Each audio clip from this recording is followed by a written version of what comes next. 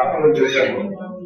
నేను last month June 8వ తారీఖు ఒక ఆర్ఎంపీ డాక్టర్ కు సజెషన్ చేశానండి. ఇది ఆయనకి యాక్చువల్ గా అయితే షుగర్ ఉంది, షుగర్ కానీ తీసుకున్నారు. అది ఇట్లా బలవంతంగా తీసుకున్నాడు. ఒక బాక్స్ తీసుకున్నారు అనమాట. నమ్మకం లేక చూద్దాం ట్రైల్ అనేసి ఒక బాక్స్ బలవంతంగా ఇచ్చేసాడు.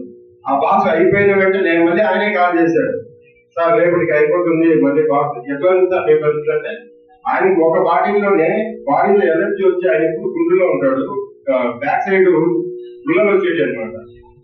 ఆ గుళ్ళలు తగ్గుముఖం పట్టినాయి సార్, మళ్ళీ ఇంకో బాటిల్ ఇవ్వండి, వీటిలో బాగా పనిచేస్తుంది, ఇంకో బాటిల్ వాడుతున్నాను. సరే మళ్ళీ ఇంకో బాటిల్ తీసుకువచ్చారు.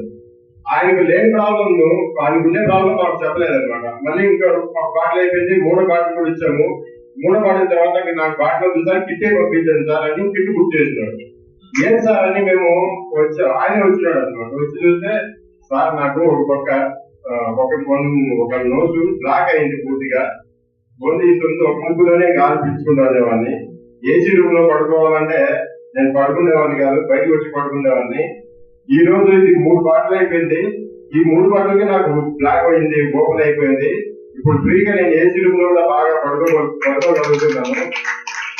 అది వచ్చి ఆయన వచ్చి మా దగ్గరికి చిత్తూరు నుంచి రోజు మేము పోయే వాళ్ళము.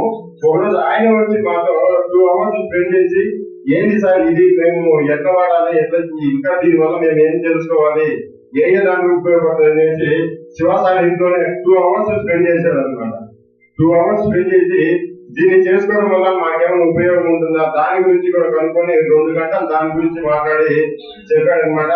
ఆయనకు విపరీతమైన టెన్షన్ ఉండేది. కస్టమర్ అదే పేషెంట్లు వస్తే అతను చిరాకు పడేవాడు, పేషెంట్ ఇంజక్షన్ ఇచ్చి అట్లా చిరాకు పడి వెళ్ళిపోయాడు అంట.